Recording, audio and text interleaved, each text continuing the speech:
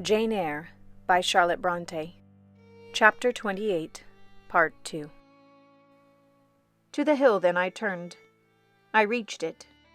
It remained now only to find a hollow where I could lie down and feel at least hidden, if not secure.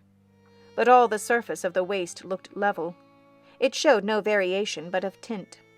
Green where rush and moss overgrew the marshes, black where the dry soil bore only heath. Dark as it was getting, I could still see these changes, though but as mere alterations of light and shade, for color had faded with the daylight. My eye still roved over the sullen swell, and along the moor edge, vanishing amidst the wildest scenery, when at one dim point, far in among the marshes and the ridges, a light sprang up. "That is an ignis fatuus," was my first thought. I expected it would soon vanish. It burnt on, however, quite steadily, neither receding nor advancing. "Is it, then, a bonfire just kindled?" I questioned. I watched to see whether it would spread, but no, as it did not diminish, so it did not enlarge. "It may be a candle in a house," I then conjectured. "But if so, I can never reach it. It is much too far away. And were it within a yard of me, what would it avail? I should but knock at the door to have it shut in my face." And I sank down where I stood and hid my face against the ground. I lay still a while. The night wind swept over the hill and over me, and died moaning in the distance. The rain fell fast, wetting me afresh to the skin. Could I but have stiffened to the still frost, the friendly numbness of death, it might have pelted on. I should have not felt it, but my yet living flesh shuddered to this chilling influence. I rose ere long. The light was yet there, shining dim but constant through the rain. I tried to walk again. I dragged my exhausted limbs slowly towards it. It led me aslant over the hill, through a wide bog, which would have been impassable in winter and was splashy and shaking even now, in the height of summer. Here I fell twice, but as often as I rose and rallied my faculties. This light was my forlorn hope. I must gain it. Having crossed the marsh, I saw a trace of white over the moor. I approached it. It was a road or a track. It led straight up to the light, which now beamed from a sort of knoll amidst a clump of trees. Firs, apparently, from what I could distinguish of the character of their forms and foliage through the gloom. My star vanished as I drew near. Some obstacle had intervened between me and it. I put out my hand to feel the dark mass before me. I discriminated the rough stones of a low wall. Above it, something like palisades, and within, a high and prickly hedge. I groped on. Again a whitish object gleamed before me. It was a gate, a wicket. It moved on its hinges as I touched it. On each side stood a sable bush, holly or yew. Entering the gate and passing the shrubs, the silhouette of a house rose to view, black, low, and rather long, but the guiding light shone nowhere. All was obscurity. Were the inmates retired to rest? I feared it must be so. In seeking the door, I turned an angle. There shot out the friendly gleam again, from the lozenged panes of a very small latticed window, within a foot of the ground, made still smaller by the growth of ivy or some other creeping plant, whose leaves clustered thick over the portion of the house wall in which it was set. The aperture was so screened and narrow that curtain or shutter had been deemed unnecessary, and when I stooped down and put aside the spray of foliage shooting over it, I could see all within.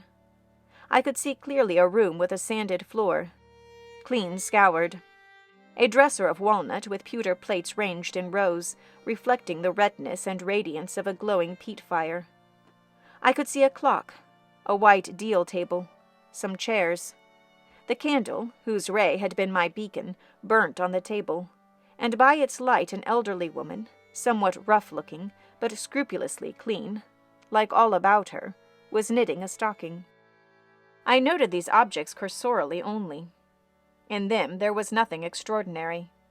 A group of more interest appeared near the hearth, sitting still amidst the rosy peace and warmth suffusing it. 2 young graceful women, ladies in every point, sat, one on a low rocking chair, the other on a lower stool. Both wore deep mourning of crepe and bombazine, which somber garb singularly set off very fair necks and faces. A large old pointer dog rested its massive head on the knee of one girl. In the lap of the other was cushioned a black cat. A strange place was this humble kitchen for such occupants. Who were they? They could not be the daughters of the elderly person at the table, for she looked like a rustic, and they were all delicacy and cultivation. I had nowhere seen such faces as theirs, and yet, as I gazed on them, I seemed intimate with every lineament. I cannot call them handsome. They were too pale and grave for the word. As they each bent over a book, they looked thoughtful almost to severity. A stand between them supported a second candle and 2 great volumes, to which they frequently referred, comparing them seemingly with the smaller books they held in their hands, like people consulting a dictionary to aid them in the task of translation. This scene was as silent as if all the figures had been shadows, and the firelit apartment a picture. So hushed it was, I could hear the cinders fall from the grate, the clock tick in its obscure corner, and I even fancied I could distinguish the click-click of the woman's knitting needles. When, therefore, a voice broke the strange stillness at last, it was audible enough to me. "Listen, Dianna," said one of the absorbed students. "Franz and old Daniel are together in the night-time. And Franz is telling a dream from which he has awakened in terror. Listen." And in a low voice she read something, of which not one word was intelligible to me, for it was in an unknown tongue, neither French nor Latin. Whether it were Greek or German I could not tell. "That is strong," she said when she had finished. "I relish it." The other girl, who had lifted her head to listen to her sister, repeated, while she gazed at the fire, a line of what had been read. At a later day I knew the language and the book. Therefore I will here quote the line, though when I first heard it, it was only like a stroke on sounding brass to me, conveying no meaning. Only one person came forward, to be watched like a crystal-clear night. "Good, good," she exclaimed, while her dark and deep eyes sparkled. "There you have a dim and mighty archangel, fitly set before you. The line is worth 100 pages of Faustian. I weigh my thoughts on a small scale, my temper and behavior with weights the size of my outburst. I like it." Both were again silent. "Is there only country where they talk that way?" asked the old woman, looking up from her knitting. "Yes, Hannah, a far larger country than England, where they talk in no other way." "Well, for sure case, I not how they can understand to one to other, and if either o' ye went there, ye could tell what they said, I guess?" "We could probably tell something of what they said, but not all, for we are not as clever as you think us, Hannah. We don't speak German, and we cannot read it without a dictionary to help us." "And what good does it do you?" "We mean to teach it sometime, or at least the elements, as they say. And then we shall get more money than we do now." "Very like. But give o'er studying. Ye've done enough for tonight." "I think we have. At least, I'm tired. Mary, are you?" "Mortally. After all, it's tough work fagging away at a language with no master but a lexicon." "It is, especially such a language as this crabbed but glorious Deutsch. I wonder when St. John will come home." "Surely he will not be long now. It is just 10. Looking at a little gold watch she drew from her girdle. "It rains fast, Hannah. Will you have the goodness to look at the fire in the parlor?" The woman rose. She opened a door through which I dimly saw a passage. Soon I heard her stir a fire in an inner room. She presently came back. "Ah, childer," said she, "it fair troubles me to go into yond room now. It looks so lonesome with the chair empty and set back in a corner." She wiped her eyes with her apron. The 2 girls, grave before, looked sad now. But he is in a better place," continued Hannah. "We shouldn't wish him here again, and then nobody need to have a quieter death nor he had." "You say he never mentioned us?" inquired one of the ladies. "He hadn't time, bairn. He was gone in a minute, was your father. He had been a bit ailing like the day before, but not to signify, and when Mr. St. John asked if he would like either o' ye to be sent for, he fair laughed at him. He began again with a bit of heaviness in his head the next day, that is, fortnight sin, and he went to sleep and never wakened. He were almost stark when your brother went to the chamber and found him. Ah, childer, that's the last of the old stock. For ye and Mr. St. John is like of a different sort to them that's gone. For all your mother wore mitch o' your way, and almost as book learned. She wore the picture o' ye, Mary. Dianna is more like your father." I thought them so similar I could not tell where the old servant, for such I now concluded her to be, saw the difference. Both were fair-complexioned and slenderly made. Both possessed faces full of distinction and intelligence. One, to be sure, had hair a shade darker than the other, and there was a difference in their style of wearing it. Mary's pale brown locks were parted and braided smooth. Diana's duskier tresses covered her neck with thick curls. The clock struck 10. "You'll want your supper, I am sure," observed Hannah, "and so will Mr. St. John when he comes in." And she proceeded to prepare the meal. The ladies rose. They seemed about to withdraw to the parlor. Till this moment I had been so intent on watching them. Their appearance and conversation had excited in me so keen an interest. I had half forgotten my own wretched position. Now it recurred to me. More desolate, more desperate than ever it seemed from contrast. And how impossible did it appear to touch the inmates of this house with concern on my behalf, to make them believe in the truth of my wants and woes, to induce them to vouchsafe a rest for my wanderings. As I groped out the door and knocked at it hesitatingly, I felt that last idea to be a mere chimera. Hannah opened. "What do you want?" she inquired, in a voice of surprise, as she surveyed me by the light of the candle she held. "May I speak to your mistresses?" I said. "You had better tell me what you have to say to them. Where do you come from?" "I am a stranger." "What is your business here at this hour?" "I want a night's shelter in an outhouse or anywhere, and a morsel of bread to eat." Distrust, the very feeling I dreaded, appeared in Hannah's face. "I'll give you a piece of bread," she said after a pause. "But we can't take in a vagrant to lodge. It isn't likely." "Do let me speak to your mistresses." "No, not I. What can they do for you? You should not be roving about now. It looks very ill." "But where shall I go if you drive me away? What shall I do?" "Oh, I'll warrant you know where to go and what to do. Mind you don't do wrong, that's all. Here is a penny. Now go." "A penny cannot feed me, and I have no strength to go farther. Don't shut the door. Oh, don't, for God's sake." "I must. The rain is driving in." "Tell the young ladies. Let me see them." "Indeed I will not. You are not what you ought to be, or you wouldn't make such a noise. Move off." "But I must die if I am turned away." "Not you. I'm feared you have some ill plans agate that brings you about folks' houses at this time o' night. If you have any followers, housebreakers and such like, anywhere near, you may tell them we are not by ourselves in the house. We have a gentleman, and dogs, and guns."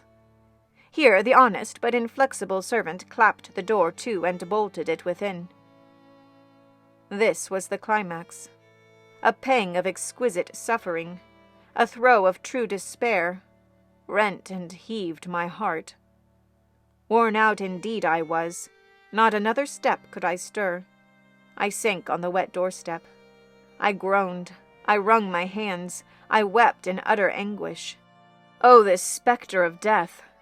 Oh, this last hour approaching in such horror!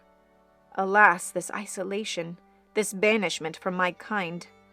Not only the anchor of home, but the footing of fortitude was gone, at least for the moment. But the last I soon endeavored to regain. "I can but die," I said, "and I believe in God.